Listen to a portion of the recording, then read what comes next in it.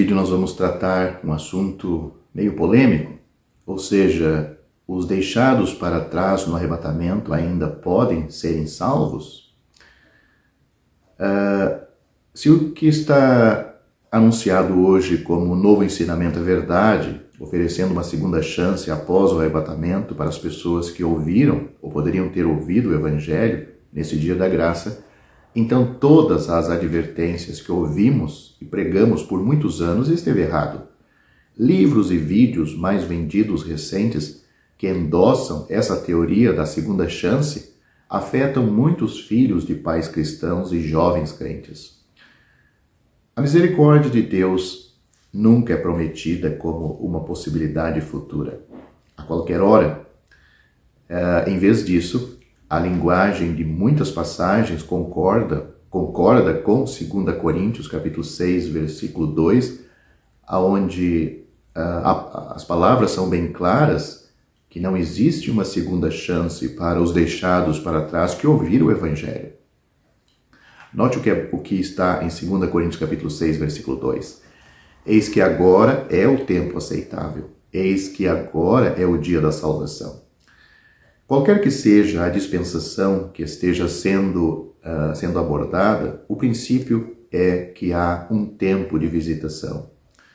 O terno Salvador chorou por Jerusalém e disse: Tu não sabias o tempo da tua visitação. Ou eles não estavam conhecendo o tempo da visitação quando o Senhor Jesus estava no meio deles. É Lucas capítulo 19, versículo 44. Ou seja, eles não teriam outra oportunidade. Ao falar do evangelho que vai para os gentios, Pedro escreveu que eles glorificaram a Deus no dia da sua visitação, ou seja, eles aproveitaram quando Deus os estava visitando. 1 Pedro capítulo 2, versículo 12. A solene advertência que temos em Provérbios: não te glories de amanhã, porque tu não sabes o que um dia pode trazer. Provérbios capítulo 27, versículo 1, não fala vagamente de uma futura oferta de salvação. Isso concorda com o ensino do Senhor Jesus em Lucas capítulo 13, versículo 25, quando ele disse: quando o dono da casa se levantar e fechar a porta, e vós começardes a ficar de fora e a bater a porta, dizendo: Senhor, Senhor, abre-nos. E ele vos responderá: não sei de onde sois. Os proponentes desta nova teoria nos dizem, ou seja, os da teoria que os deixados para trás têm segunda oportunidade depois do arrebatamento, nos dizem que Mateus capítulo 25, versículos 10 a 13 e Lucas capítulo 13 só se aplicam ao final dos dias da tribulação. Eu não acredito nisso. Mas há uma passagem muito clara que ensina de uma maneira clara que não há nenhuma esperança de alguém ser salvo, que na sua época não recebeu o amor da verdade nesse dia da misericórdia de Deus. Em 2 Tessalonicenses, capítulo 2, versículo 7, onde nós temos esta passagem, aquele que impede Satanás de produzir seu homem do pecado é o Espírito Santo. É dito: ele será tirado do caminho. Este é o caráter único desta era, quando o Espírito Santo habita no meio da igreja. Isso concorda com o fato de que haverá um grande derramamento do Espírito Santo no futuro, ou seja, no dia do Senhor. Como temos em Joel, capítulo 2, versículo 28, que não se cumpriu em Atos, capítulo 2, quando Pedro também citou essa passagem. Mas não há nenhuma sugestão de que ele, o Espírito, habitará naqueles dias, naqueles que creem no Evangelho do Reino, naqueles dias, como o Espírito Santo faz hoje em nossos dias. Ele habita dentro do crente quando ele salva uma pessoa hoje. Então perguntamos: quem será salvo quando este Evangelho for pregado em todo o mundo, em testemunho a todas as nações? O Evangelho do Reino? A resposta é: não qualquer um que poderia ter sido salvo nesses dias da graça. Esta linguagem é clara na Bíblia como cristal. Note o que temos. Eles não receberam o amor da verdade para serem salvos. 2 Tessalonicenses capítulo 2, versículo 10. Essas pessoas poderiam ter sido salvas, mas elas não quiseram.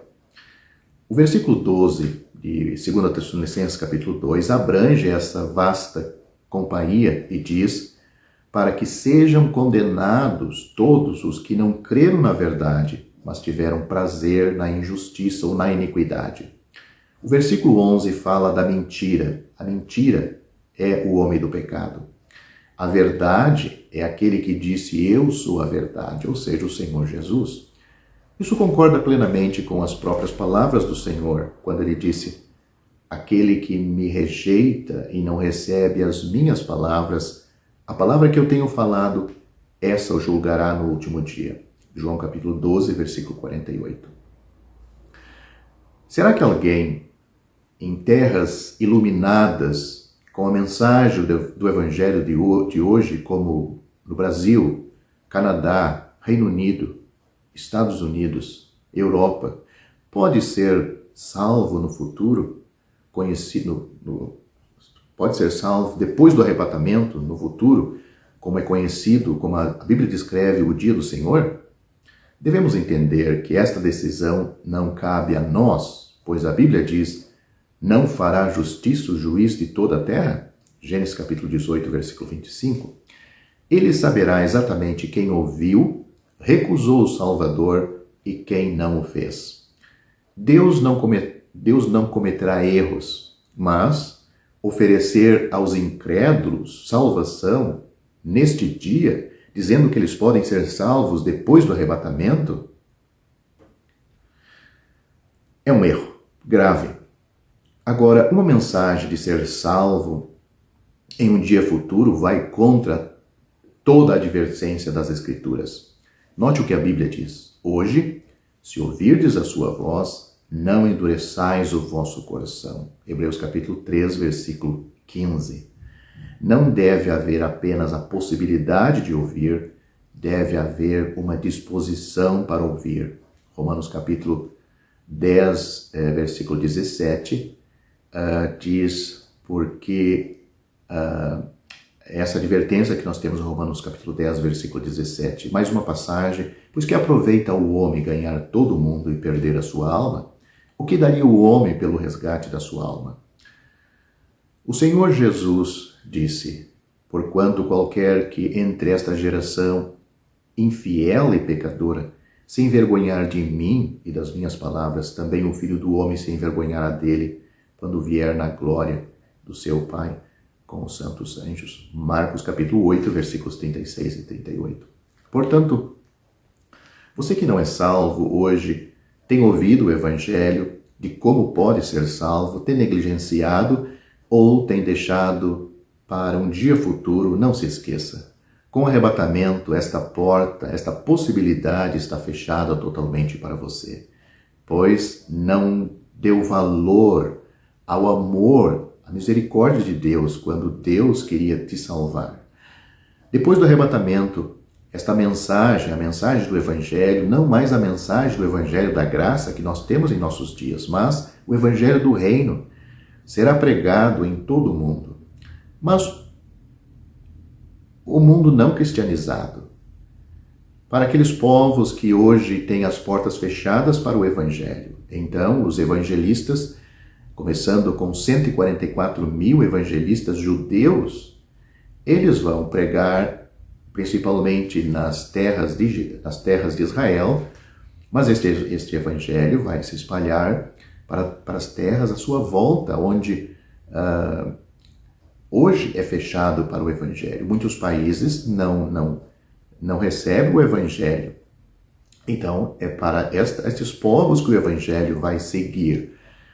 Mas para as nações onde o evangelho da graça já teve por muitos anos batendo a porta dos corações destes pecadores e negligenciaram, fecharam a porta. Portanto, Deus também vai fechar a porta e não vai haver mais salvação. Após o arrebatamento, se você não é salvo, se você não tem certeza da sua salvação, você vai ser deixado para trás sem uma segunda chance.